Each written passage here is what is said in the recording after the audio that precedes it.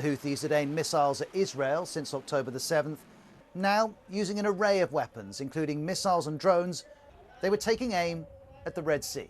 Even with the Houthis causing a headache for Chinese ships and businesses in Yemen, Beijing is playing it quietly. They're not shouting about it, and they're not joining the US-led crew trying to keep the Red Sea smooth sailing. The big question is, what's the deal with Beijing's strategy? While the Israel-Hamas conflict in Gaza is happening, China hasn't said much either. Even with ongoing attacks by the Houthis in the Red Sea and Bab-el-Mandeb Strait affecting the area, China hasn't strongly criticized or taken any steps. What's the deal here? Next Generation Economics brings you the latest economic, financial, and global news from different parts of the world.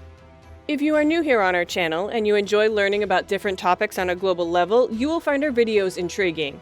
In this video, we'll talk about why China is staying quiet about the Houthis attacking ships in the Red Sea. Watch this video to the end and find out the reasons why China is still not responding to the crisis on the sea. Let's get started.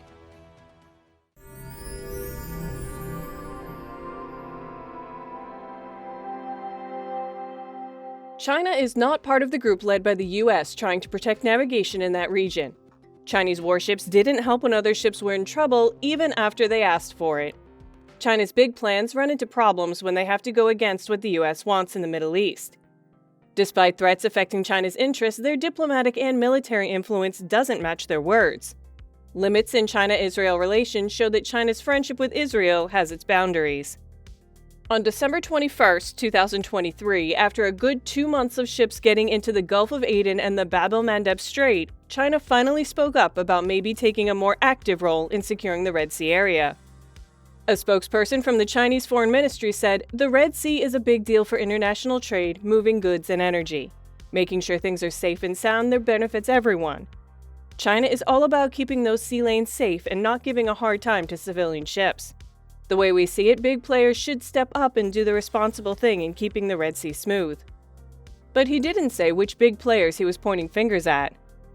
In the last 2 years, China has backed UN Security Council resolutions tagging the Houthis as terrorists. But in the past 3 months, they haven't officially criticized Houthi attacks. Chinese officials haven't even mentioned the word Houthis, not even when a Chinese ship got attacked. China stayed silent on the missiles and drones the Houthis aimed at Israel. They also didn't condemn Hamas for the brutal incident in Israel on October 7th. But why? Houthi attacks hit China hard. First, they directly mess with China's freedom to navigate and stay secure. Then, these attacks affect the safety of Chinese investments and people in the area, which are super important to China.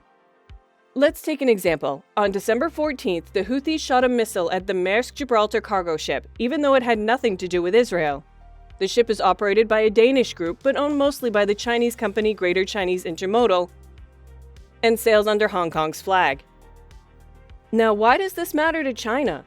Well, when shipping companies start avoiding the Red Sea and taking longer routes around the Cape of Good Hope, it hurts China a lot. Remember, China is the world's biggest exporter and the second largest importer, or third if you count the European Union.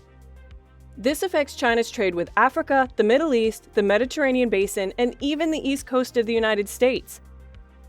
Companies like COSCO from China are already changing their ship routes. But that's not all. The ports and stuff in the Red Sea region where China has invested a lot are getting damaged. And China's strategic friends in the Red Sea, like Egypt and Saudi Arabia, are taking a hit too. So with all these issues, why hasn't China officially said or done anything yet? That's the big question.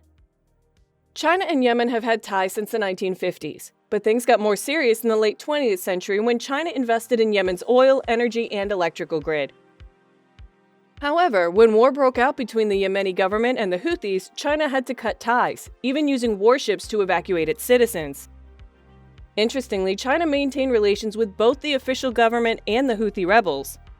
In Yemen, China has interests in ports, oil, and infrastructure projects. Despite attempts to mediate between warring groups, China's efforts didn't succeed. In March 2023, during a reconciliation agreement between Iran and Saudi Arabia in Beijing, there were talks of achieving a ceasefire between the Arab Gulf states and the Houthis. However, when the Houthis killed soldiers from Bahrain and Saudi Arabia in September, China's response was calm, urging peaceful solutions. Since 2008, China has had a naval group in the area to combat piracy, but there's no evidence of them taking action against Houthi disturbances, with reports indicating their naval group ignored distress calls from a civilian ship during a Houthi attack. China didn't respond when the US proposed Operation Prosperity Guardian to ensure open navigation, while Western nations, Middle Eastern countries, India, and Japan supported the mission. China's definition of major countries with influence seems to exclude itself, emphasizing the US. China's response reflects a desire to avoid getting involved in Middle East conflicts involving Iran, the Houthis, Gulf countries, and Israel. China aims for positive relations with Arab and Muslim governments, openly supporting the Palestinians implied by the Houthis without directly mentioning Hamas. Militarily and politically, China feels limited in dealing with the Houthis and Iran, preferring to highlight the US's role and call for stability while distancing itself. In terms of trade safety, Beijing may hope for a swift resolution without lasting impacts. Aligning with the US could be seen as accepting American dominance, contrary to China's portrayal of the US as a troublemaker in the Middle East. China's social media doesn't discuss harm to China, praising the Houthis as heroes against the US and Israel, suggesting Israel is isolated due to the Houthis, and mocking the US for not fixing the main issue. In a story from the Chinese Communist Party's Global Times on December 19th, they say the trouble in the Red Sea is like a ripple effect from the war in Gaza. They blame Israel for not agreeing to stop fighting right away, and mostly they blame the United States. They think the US is not being fair and doesn't care about the countries in the Middle East. They say the US is just doing what's good for itself, not others. This isn't only about Yemen and the Houthis. When Iran attacked a ship and helped the Houthis with weapons, China didn't say anything. Even when Iran attacked places in the Gulf states a few years ago, China didn't strongly say it was wrong. They just asked everyone to stop fighting and make peace. In the competition among big countries, China wants to seem like a responsible global power, especially when compared to the US. But when there's trouble in the Red Sea, China decides to stay quiet and not take a clear side or do something solid. The problem of ships in the Bab-el-Mandeb Strait shows that China's big talks and plans, like the Global Security Initiative, are just empty talk. China tried to connect the GSI to fix the problem between the Houthis in Saudi Arabia and the UAE, but it didn't work. Even though China says the US is leaving the Middle East, the way the US dealt with the Houthi problem shows that China has limits. The Houthi attacks didn't just affect Israel, but also China's friends like the Gulf states and Egypt.